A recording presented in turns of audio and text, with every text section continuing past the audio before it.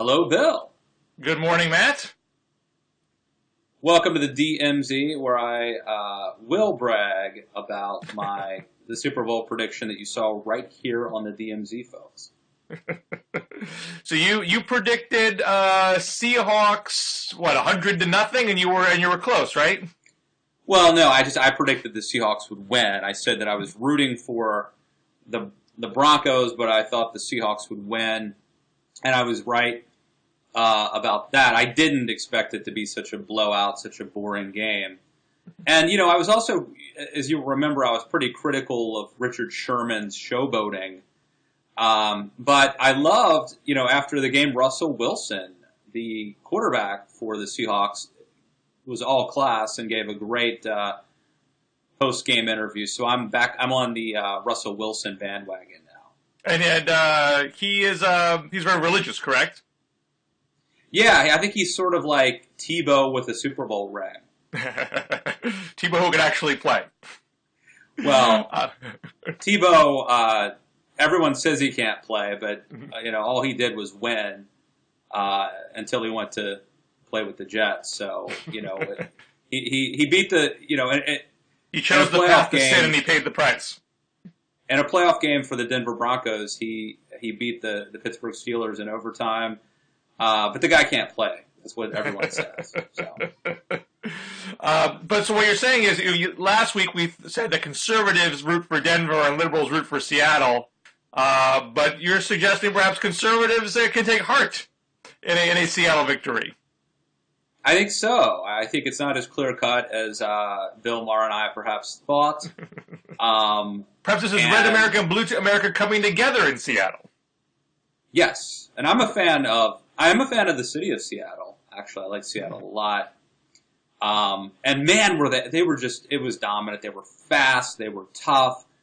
It was really a boring game to watch, and not just because of defense, but because it was so uncompetitive.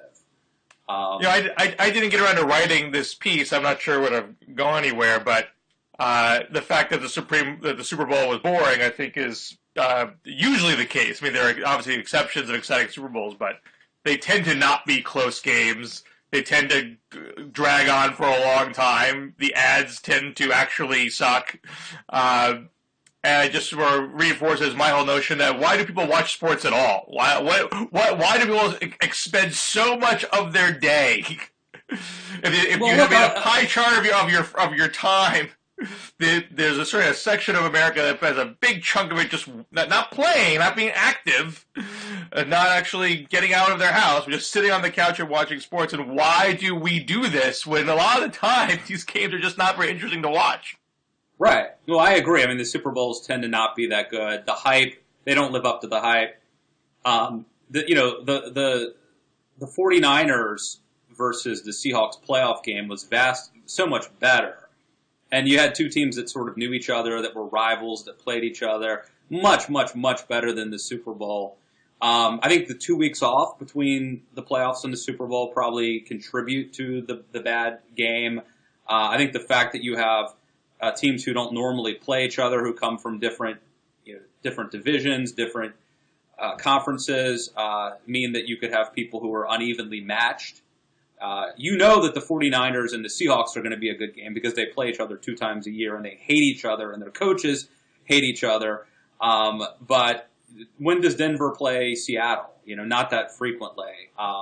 So you don't know if it's going to be evenly matched. But I'll answer your question, Bill, about sports because I'll say a couple things. One, football is very addictive for the adrenaline junkie, and it's because of the clock. Baseball doesn't have a clock. But when football is really good and when it's competitive, it'll oftentimes come down to the last couple minutes of the game, and then you have the quarterback managing all of these various things, calling timeouts, trying to make a first down before time runs out, trying not to leave too much time on the clock so that it's strategic.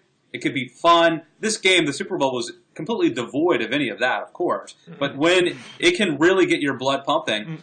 And I'll also say I think there's a communal thing, Bill. Like, I listen to podcasts, Tony Kornheiser, Bill Simmons talk about sports. It's sort of like a soap opera. And it gives guys, not just guys, but it gives people things to talk about that's not business related, it's not political. And you're following this sort of soap opera, you're invested in something. So I think it's probably very healthy to have that outlet and for people to be able to kind of blow off some steam watching games and worrying about something that's not utterly important. I obviously I get the value of recreation in our lives, and I totally get the value of stories and shared stories and communal experiences. I would just think that you have a more if you watch a movie. I mean, obviously there are bad movies and good movies, or you watch a TV show. Those are literally stories that are designed to have emotional highs and lows, and the good ones, give us that same kind of water cooler bonding experience. And I just feel with sports, it's largely the same story over and over again. I mean, there's formula and everything, but how many people are going to cherish a Super Bowl game beyond the 24 hours after the fact? Well, look, I would say a couple things. One, so much of the good storylines have nothing to do with the sport, really. I mean, you've got, take the Super Bowl. You've got Peyton Manning, whose brother has one more Super Bowl ring than him. Can Peyton Manning how can Peyton Manning be considered the greatest quarterback in the NFL when his own brother has more Super Bowl rings than him? You've got Manning coming back from a neck injury a couple of years ago, let go by his team, essentially, who didn't want him anymore. They went for Andrew Luck, a younger guy. So here he is trying to prove himself. This game, had Peyton Manning won, I do think he would have been considered definitely in the conversation for the greatest quarterback of all time. Now he dramatically takes a step back. Then you've got the villain, the Richard Sherman, who I think cast himself as the heel to Peyton Manning's face, to use WWE terminology. So there is this soap opera aspect. And I would also say the things that bring us joy and happiness are a lot of times superfluous and irrational, right? So there are a lot of things that we do that are like a waste of time. So, I remember at Christmas time, I took my kids to Alexandria, where they had, we stood out in the cold and we listened to them sing Christmas carols. And that was sort of an ordeal. It would have been easier to just keep my kids at home watching TV than to go out amongst other people in a community. But we did it. And that's part of what being a human is and being part of a community is. And, I took the kids up to see Grandma Hopi, my mom, up in Frederick, Maryland, where I'm from. And that was sort of an ordeal. It would have been easier to talk to her on the phone, but we did that. And I do think that a lot of following sports is a waste of time, and your life would be simpler if you just cut out that part of it and focused on, being successful. But I think those are the things. And football, too. It's not like a movie. You could watch a movie anytime, but this is like a communal thing where this is really the Super Bowl is really like the last communal experience where almost everybody in America is watching the same thing at the same time. And you can talk about it with people and share that experience. So I think it is really much more important than secular liberals like yourself, Bill, want to give it credit for. I'm sure I don't speak for many. It is watched by so many people. I'm very much the outlier here, but I kind of took a step back from watching sports. And I increasingly asked myself, why was I watching so much sports? What was the point of doing this? But anyway. Well, I do think I will say very quickly that I do think all things in moderation. I mean, there are people who become obsessed with it and neglect their children and never exercise. They just sit on the couch and watch sports, and they put that first, and it becomes like a god to them. And obviously, I'm not advocating that either. But I do think that being sports fandom can be part of a well balanced diet. Now, back to our normal conversational bonding over politics. I had a piece up at the Week yesterday, which some conservatives don't seem happy with, where I note that there have been 3 polls that we talked last week about Paul Ryan suddenly being the front runner, because he got 20% in the Washington Post poll.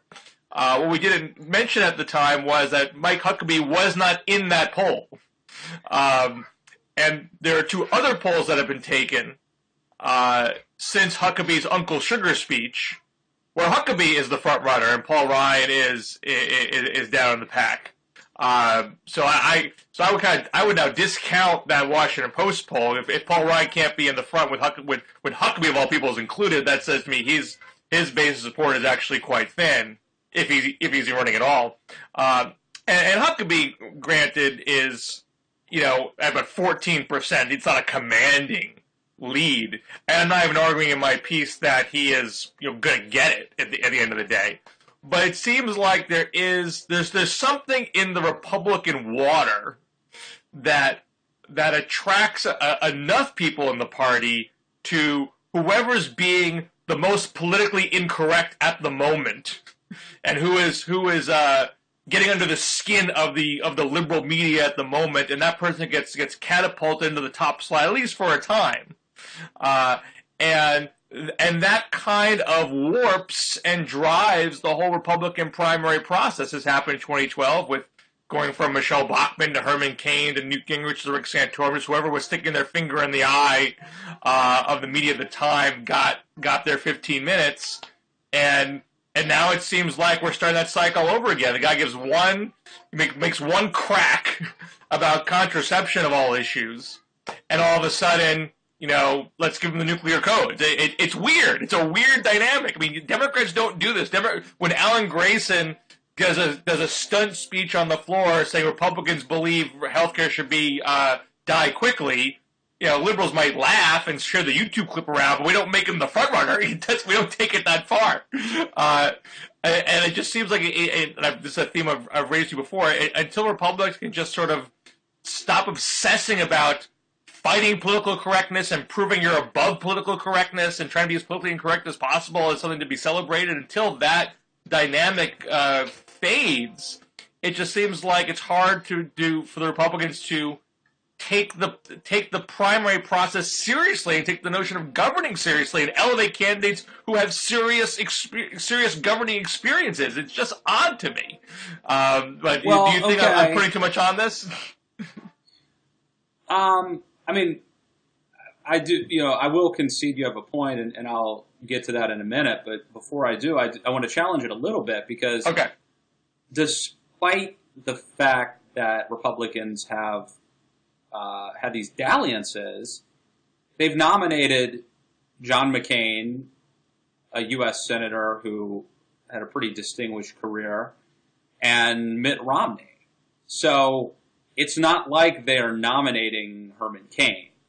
I mean, how would you respond to that? Well, I totally agree with that. I mean, I think the historical evidence shows that the Tea Party wing almost never picks the nominee. That the establishment, side, usually wins the day.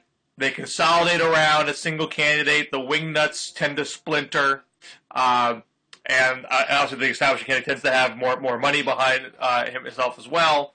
It was only when Reagan was the conservative standard bearer against a fractured establishment when a conservative movement candidate won the day in relatively recent years. So I'm not arguing that a Huckabee or a Santorum or Ted Cruz is destined to win, but at the same time, I feel like these guys tend to dominate the process and dominate the media attention. And it's not just that the liberal media is loving these people, it's that their voters themselves are putting them at the top of the polls, which makes the media give them the attention.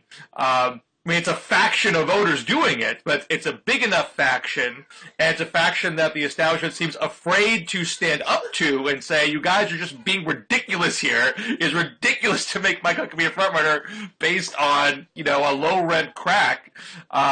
Instead, you give people cheer him on and try to close the daylight gap. I'd like to know where this came from, because first of all, I think conservatism is a very coherent and very good political philosophy, and mostly much better than liberalism. And of course, conservatism started off as an intellectual wonky thing, with, going to Bill Buckley and Hayek and, going back to, obviously Edmund Burke. I mean, it's not like it's devoid of intellectuals or of eloquent and coherent policy solutions. And I don't know, but now for some reason it does seem that the conservative base is into like obscurantism or anti-intellectualism and populism, and some of which I think is actually patently unconservative. Some of which makes sense, and Reagan was very, very learned, of course, and very well read. But he sort of played up the good old all shucks thing for political advantage, to be underestimated. George W. Bush once vowed never to be out-countryed again, and played up his sort of good old boy all shucks thing, even though he was reportedly very well read. You've got Fox News and Rush Limbaugh, who've arrived on the scene in the past couple of decades. I don't know how this happened historically, but it does seem like we've arrived at a point where the conservative base is essentially selling a populist version of conservatism that is very unappealing to college-educated folks or to urban folk or to urban folks. It's a very rural, populist brand of conservatism, if you want to call it that. And I don't know how to get out of it. And I don't think getting out of it is like becoming. I'm not advocating becoming more liberal at all. But I am advocating. I mean, I think if the conservative movement is to survive, and if the Republican Party is to survive, it has to be able to appeal to rural folks and also more cosmopolitan people. It can't be a party exclusively for older white people who live in the South. And I think that is a danger. And so, although I would, dispute a little bit what you're saying, I mean, based on the fact that the party's actually nominated McCain and Romney, I think there is some truth to it, and it's something that I am a little bit concerned about. And we saw it happen with, Donald Trump and Michelle Bachmann and Herman Cain, and now Mike Huckabee. And it also, not only does it impact, it doesn't just impact the candidates we're selecting to elevate, but it also impacts how they themselves talk. I mean, I believe that Mike Huckabee can be, I've seen him, he went on The Daily Show one time with Jon Stewart, and at the end of it, Jon Stewart was basically saying, gee, maybe I need to rethink my position on abortion. This is, I mean, Mike Huckabee can be very eloquent and compelling when he wants to be, but I think he sort of was playing to the base a little bit. And even though I think that the media misrepresented what Huckabee said, and misportrayed it, he was also sort of playing with fire a little bit too. So I don't want to completely absolve him. I mean, Huckabee, was a governor, has a record, and is certainly capable of discussing governing ideas. He has done it before. I mean, I'm not saying he is, a joke to his core, but the way he was presenting himself in this one speech, was not with a level of presidential gravitas, and not really, I think, designed to. It was meant to. It was just meant to be provocative and stir up some media outrage, and it seems like that has a degree of appeal. There's just this politically incorrect itch. I mean, I mentioned this in the piece. Here you have the RNC chair, who commissioned this autopsy. So what we need to do in the autopsy says is we need to promote our governors, because the best ideas are coming from outside of Washington. They list all these governors and all these different ideas that they've done. And in a year past, we've promoted no governors except for Chris Christie, who's basically promoting himself, and that hasn't worked out all that well. They're not promoting Brian Sandoval. They're not promoting Susan Martinez. They're not promoting. By the way, Susana Martinez will be speaking at CPAC this year, and I think that's the most interesting speech of any that I'm looking forward to seeing. And I want you to explain that more in just a second. I agree with you. I do think it's very interesting. There are folks that they're low key governors out there. I mean, there are some folks like Bobby Jindal are trying. I'm going to repeal the state income tax, which is mathematically ridiculous, and it blew up in his face. But there's other folks who just kind of put their shoulders to the grindstone and are just governing fine and get no love. And so what does the RNC chair do this past week? He picks a fight with MSNBC over a tweet because it seemed like they were being politically correct and saying right-wingers were racist and that we need to stand up to that. We both, we both sort of mocked the RNC for doing that. But I do have to say, Reince Priebus has picked 2 fights with the media, and he's won both of them. He got CNN to back down for making this Hillary documentary, and he got Phil Griffin to apologize to him. They already apologized. But that was an easy get. The apology was already made. I don't know. I think it was probably overall bad for the movement and the party that he did that. But it is amazing that he's picked 2 fights with the media and he's gotten them to back down on both occasions. But look, what do you win? What do you win out of that at the end of the day? Right. I mean, how does the GOP brand win after doing that? Here's the bigger problem, or the bigger sort of dichotomy I see on the right and the left. And maybe it's because Democrats have the presidency now. But I think we can agree that there is a thing where if I'm a governor and I say something, or a senator, and I say something really controversial, whether I'm on the right or the left, that could be good for me. Because I could raise my name ID and raise more money and become a celebrity. And I think there's a hunger on the right and the left for people who say things that are controversial and give them hell. On the right, on the Republican side, there is no countervailing force to keep people in check. There is no authority to say, shut up. On the left, there seems to be a disincentive to calling attention to yourself. On the right, there's an incentive to be selfish. Maybe it hurts, maybe it hurts the brand overall. I mean, this is essentially game theory, the tragedy of the commons. Maybe it hurts the Republican brand overall, but I win if I push the defund Obamacare thing. Therefore, I will push it because it's in my best interest to do so. Well, I think that's at play on the left too, except there is some authority over there that is creating a counterbalance, a disincentive to calling attention to yourself. And that means that they're much more disciplined, that they're much less selfish. I don't know if it's because they have the presidency or what. Bill, is there? I don't think it's just that they're more responsible and better behaved. There has to be a fear if you step out of line, there will be a price to be paid. But who's the enforcer over there? I do think when you have the White House, you have more adult supervision. I think Karl Rove in the Bush years, kept the fringier aspects of the conservative movement in line. Early on, at least, certainly early on. Yeah. When they had game. Yeah, right. Absolutely. But I think that so I agree that's a factor here.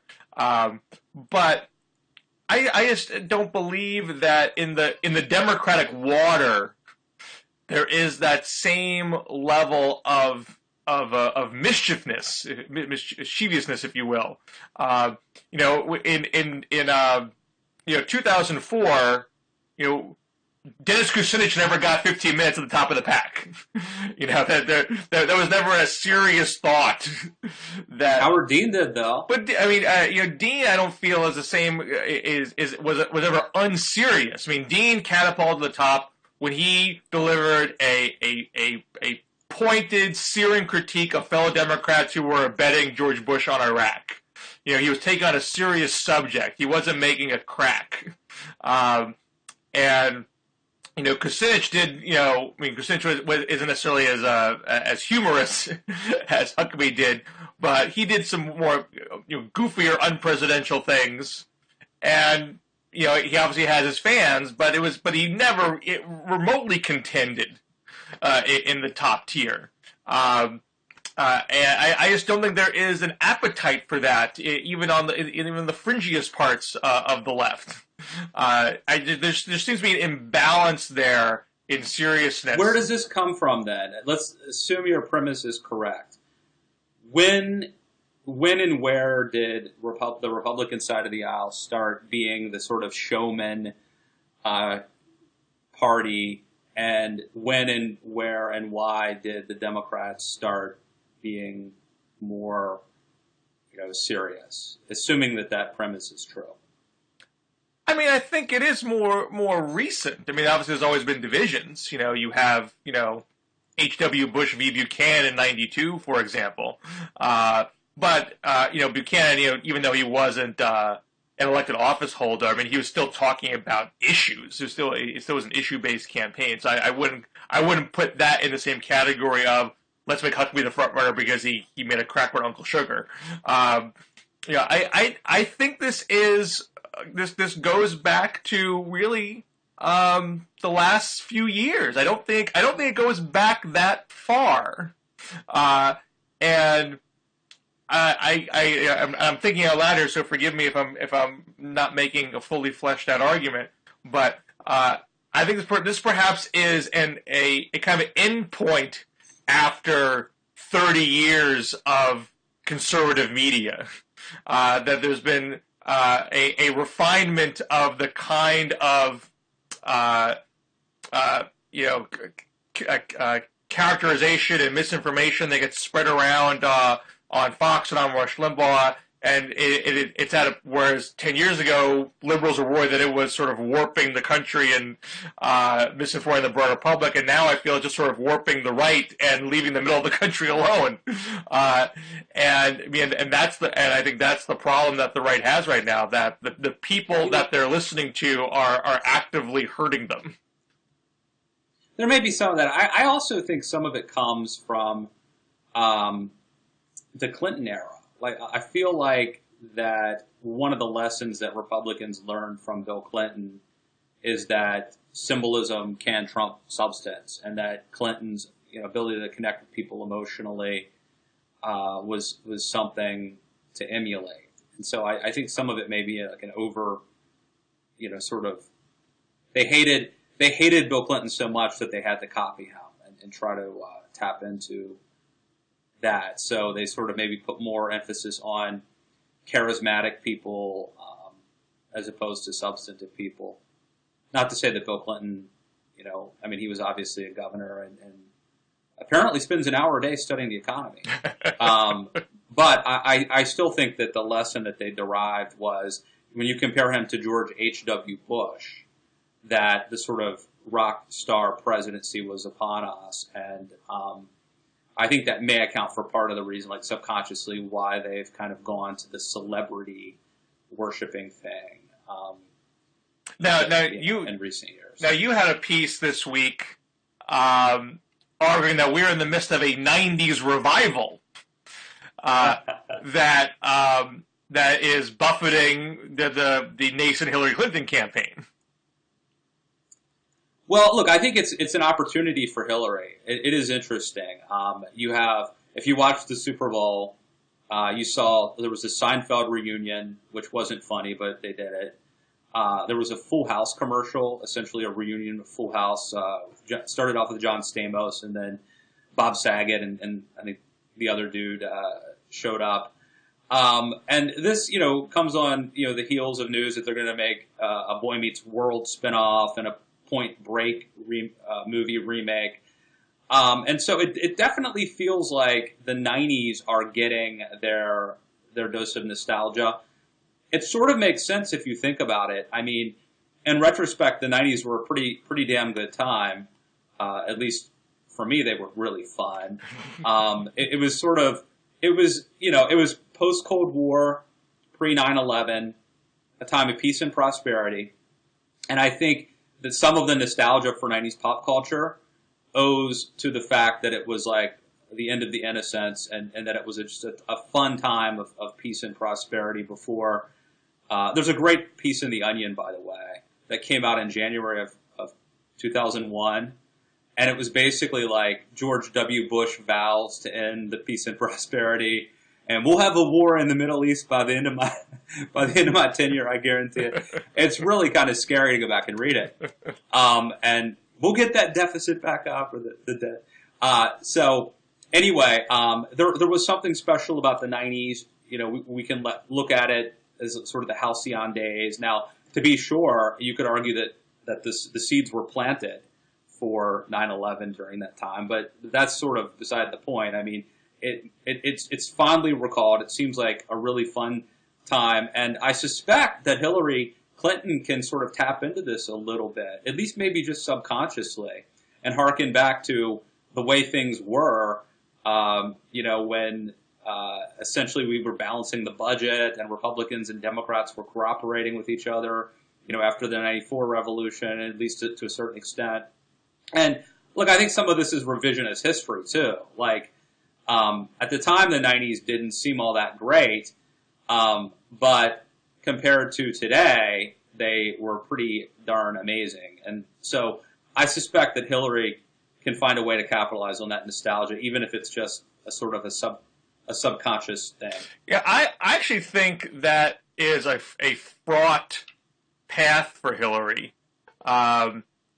Where I disagree with you that the 90s was planting the seeds for Al Qaeda. I mean, so obviously they were doing a lot of plotting in the 90s. They weren't dormant. But the Clinton administration was, I think, ahead of the curve on Bin Laden. He was speaking about counterterrorism quite regularly. He did actively try to get Bin Laden. It wasn't like they weren't aware of the threat.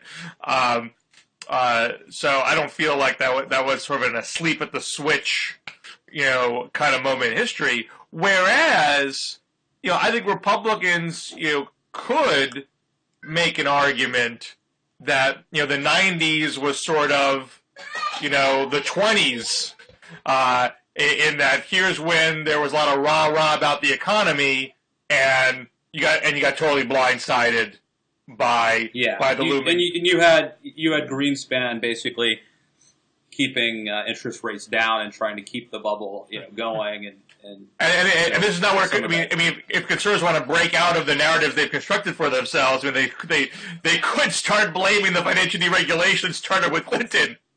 And as opposed to saying, well, it's not a deregulation, it's about they help poor people try to get homes. That sort of argument. If they want to break out of that. I wrote a piece a couple years ago, five Clinton and Bush era policies that brought on the Great Recession, and Glass-Steagall and the uptick rule and mark to market. I mean, there were all sorts of things that people never talk about that were really reforms that were put in. It was basically reforms that FDR put in after the Great Depression, which managed to serve us pretty well for decades, that Clinton and Bush got rid of,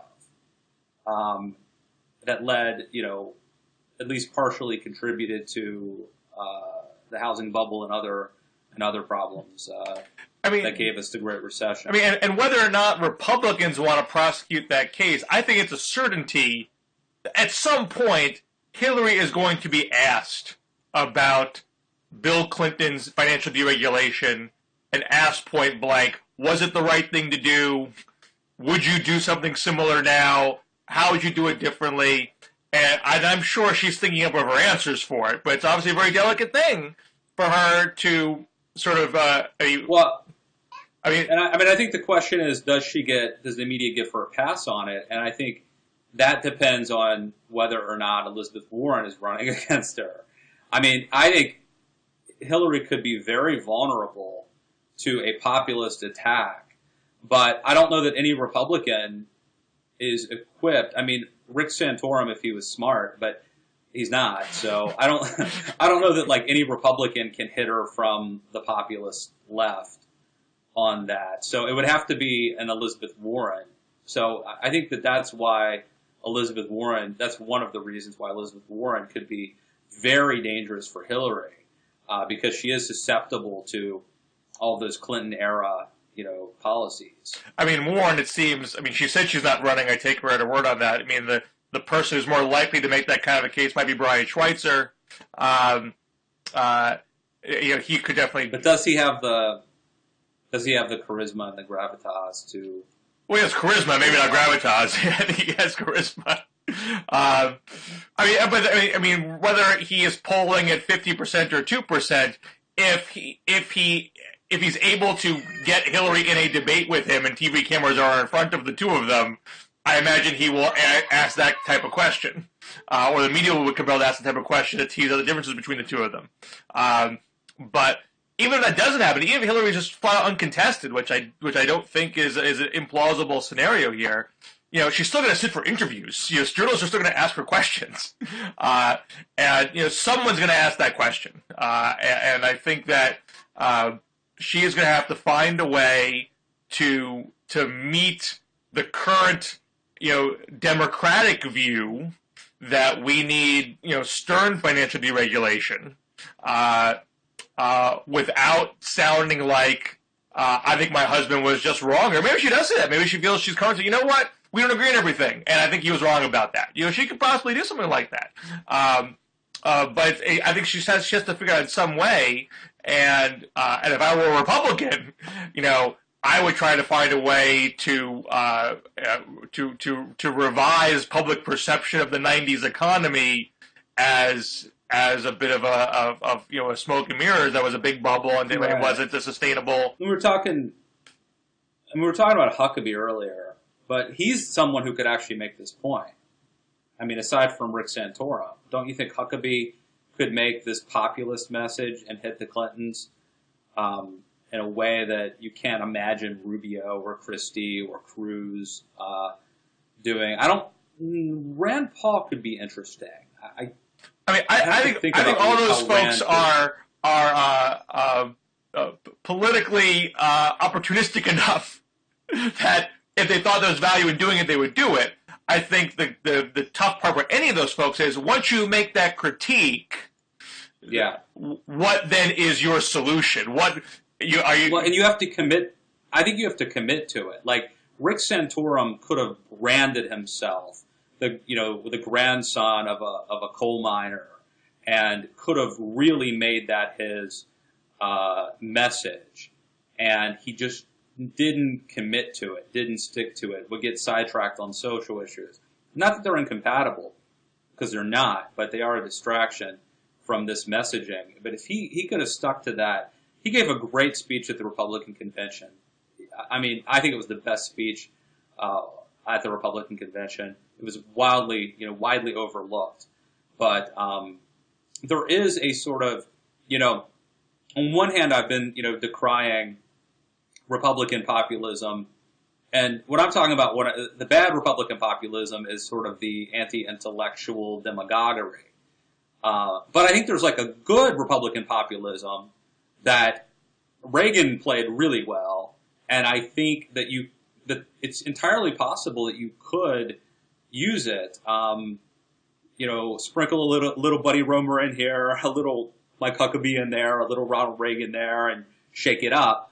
And I think there is a sweet spot, but you got to commit to it because there's pushback. I mean, once you start doing it, there will be the Wall Street Journal hitting you, or conservative outside groups who start worrying about you. So you can't just sort of dip your toes in the populist Republican waters, I don't think. I think that this would have to be the strategy, the game plan. It's. When you're the Seahawks and you go in and you try to beat Peyton Manning, you have a game plan. And I think beating Hillary Clinton, you sort of have to commit to the game plan. And I don't think Republicans could do it. I think it has to be from the left. I only got a few minutes left before I have to jump, but I did want to get your thoughts about this Congressional Budget Office report, which is a huge report. It's got a whole ton of stuff in it. I mean, you could, there's about 20 different topics in there. But buried towards the end, talking about the economic impacts of the Affordable Care Act, it projects, I mean, it's not a certainty, it's just their projection, that the labor force is going to be reduced by the equivalent of 2 million full-time jobs, not literally 2 million jobs, but just the amount of work hours that will be done by workers will be reduced by that number. They say it's not because businesses will shed jobs. They say the opposite. It's that workers are going to choose to work less because they don't have to keep their health care. And I know conservatives have jumped all on this, saying Obamacare is shrinking the workforce. But I know you've also made the point in other contexts that it's good for health care to be separated from employment, and that people are making more consumer choice with how with their health care. So I wonder if you look at this as a net positive or a net negative. That someone who's 60 years old might say, you know, I'm not gonna work at this job if I don't have to. I'm gonna take early retirement because I'm still gonna have my health care and spend more time with my family because I can do that now. Is that a positive thing or a negative thing because you're losing some labor work? Well, I think both, Bill. I think that Republicans did try to demagogue this issue and use it for political purposes. I think it's a mixed bag. I think, on one hand, one of the few things I like about Obamacare is that it will tend to disconnect healthcare from employment. That was always an artificial thing that was brought about by World War II wage controls, and it essentially, I think, it stifled free agency. Where you sort of had to work for the man, and I think it was actually a disincentive to entrepreneurship. It's sort of, you were better off working for a company that provided you health care. And so one of the few things that I like about Obamacare is it could be, if Obamacare eventually crumbles, this could be a stepping stone toward getting people off, they're no longer casual consumers of health care. They're now going to be managing their own health care a little bit more via, going to the website and signing up for different things, yada, yada, yada. So that's something I like about it. And look, if there's a person who was, ready to retire anyway, but the only reason they were staying at a job was to get health care, if this sort of moves them, they can now retire, keep their health care or something, and a younger person can take that job, that doesn't bother me. I don't see that as a huge problem. The problem that I do see, though, is where you have a situation, for example, where somebody might otherwise, let's say that they're not near retirement age, they might otherwise take another job or take a promotion, make more money, but it doesn't make sense to do so because once they start making more money, they would have to pay more in healthcare. They wouldn't get the healthcare subsidies, and so my problem is when it actually becomes a disincentive for people who really ought to be working more and maybe even want to work more, but when it makes no financial sense for them to contribute more to the economy. So I think it's a mixed bag. It's not as bad as Republicans made it out to be, but it's not nothing as Barack Obama and the Washington Post want you to believe. I mean, I think it's a case by case basis, not as huge as Republicans want you to believe, but I don't think it's nothing either. Well, I think we'll leave it on that note. Does that make sense? Did that make sense, though? Oh, I think that makes a lot of sense. Okay, because this is my first time talking about this issue. All right, always good to talk to you. Good to talk to you, Bill Scher. Everybody, check us out on Twitter. Yep. DMZ Show, and on Facebook /DMZ Show. I don't know what we're going to do over the next 10 months without football to talk about, but I think we'll find a way to make this show interesting. I'll see rules football. that is around the corner. That is true. It's coming up. And also, isn't there some season coming up? Your molasses season or something? Oh well, the sugar season is in sugar season. That's right. We make maple syrup here in Western Massachusetts, sir, not molasses. Okay. Until global warming takes that away from us. Are you Uncle Sugar during that season? Oh, I should totally start a sugar shack, a local sugar shack. But the sugar season is tail end of winter. Basically, you need the nights to be below freezing and the days to be above 40 degrees. That loosens up the sap, and that tends to be late, being like sort of mid March and leading into the early part of spring. Actually, maybe early March. It depends. It moves around. But for those who are wanting to plan some New England vacations, I would book now. Hit the sugar shacks. They're open for only a few weeks. Beat the rush. That's right. Avoid the late charges. It's better than going to Sochi. I can guarantee you that. Well, until next week, man. Sir.